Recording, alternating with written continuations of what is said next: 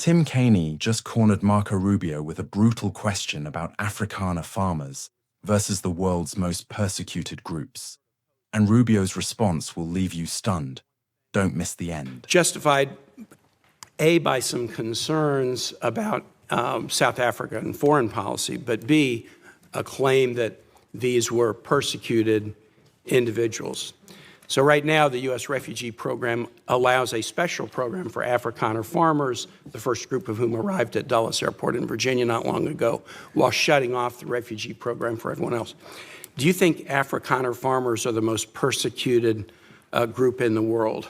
I think those 49 people that came certainly felt they were persecuted, and they've passed every sort of check mark that had to be checked off in terms of meeting the requirements for that. They live in a country where farms are taken and land is taken on a racial basis. Okay. Do you think they're more persecuted than Uyghurs or Rohingyas, or more persecuted than political dissidents in Cuba or Venezuela or Nicaragua, or more persecuted than those who would be threatened should they be returned to Afghanistan by violence by the Taliban? Well, the problem we face there is the volume problem, okay? If you look at all the persecuted people of the world, it's millions of people. They can't all come here.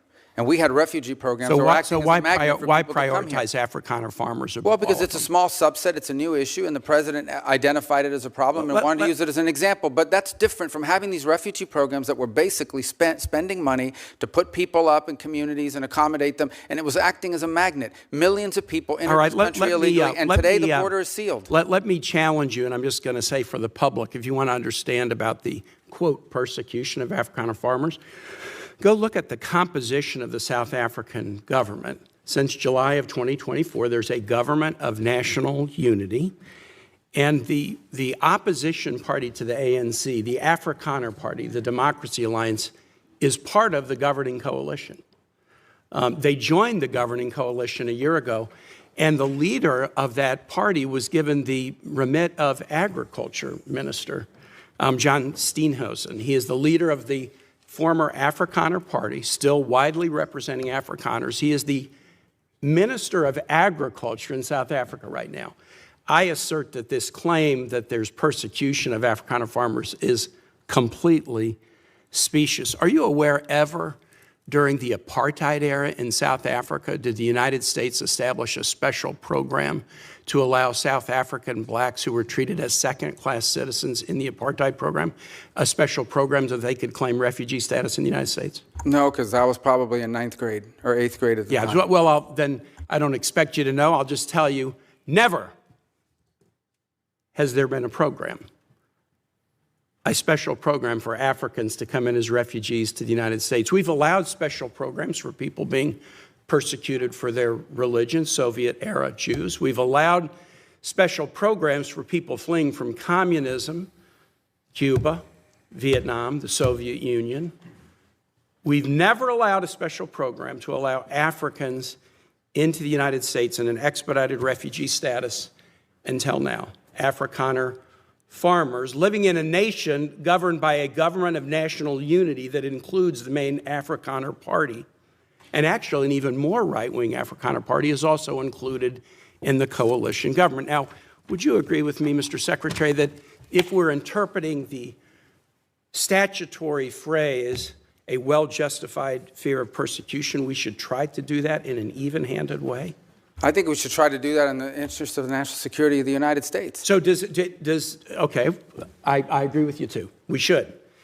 Should we try to do it in an even-handed way? So, for example, should we say, if you're persecuted on the grounds of your religion, we'll let you in if you're a Christian, but not if you're a Muslim? I think that the United States has a right to allow into this country and prioritize allowance of who they want to allow to come in. But I'm going to ask you, so a well-justified fear of persecution? Yeah, they thought that their farms were being burned down and they would be killed. I think that's a pretty good justification for wanting to come. They're afraid for their lives. And should it be applied in an even-handed way? That's an easy No, our foreign policy doesn't require even-handedness. It requires prioritizing the interests of the United States. The statutory phrase says you are entitled to entrance as a refugee if you demonstrate a well-justified fear of persecution. No, you're not entitled. So You're can you allowed. have a different standard based upon the color of somebody's skin? Would that be acceptable? Well, I'm not the one arguing that. Apparently you are, because you don't No, like the fact that they're I'm white, just and that's why they're asking you to coming. say that that would be unacceptable. no, that I would say that seem the to United be a States- very easy The thing United to States say. has a right to pick and choose who they allow into the United Even States. based on the color of somebody's skin. No one's. You're the one that's talking about the color of their skin, not me. These You're are people whose refusing to farms were being acknowledge burned that it down and they should were be killed because of the even-handed. color of their skin. Well, Not I'm. because they were-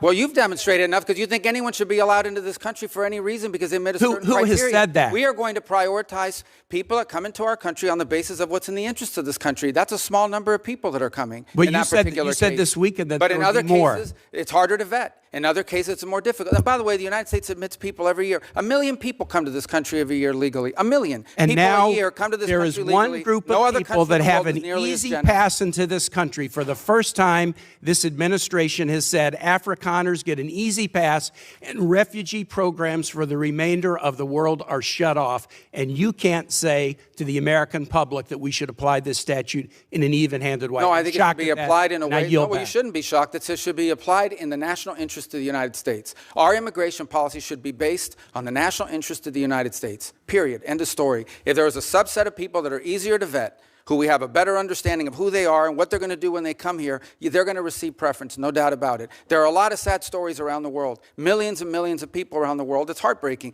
We cannot assume millions and millions of people around the world. No country can.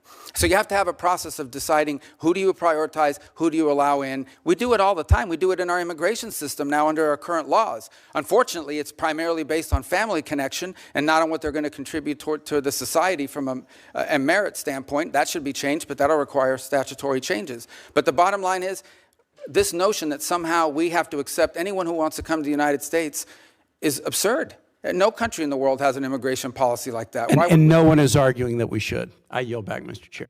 This clash between Senator Tim Kaine and Marco Rubio over Afrikaner farmers versus the world's persecuted minorities is not just another heated exchange on Capitol Hill.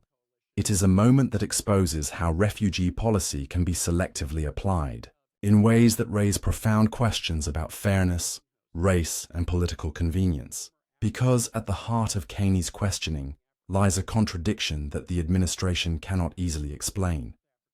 Why suspend refugee programs for millions around the world fleeing persecution, from Uyghurs in China to Rohingya in Myanmar, from Afghans under the Taliban to political dissidents in Cuba and Venezuela, yet carve out a special exception for a relatively small group of white South African farmers? Rubio's defense that America must prioritize its national interest and that some groups are simply easier to vet reveals the uncomfortable truth that humanitarian policy here is not always about the depth of suffering, but about political symbolism and selective preference.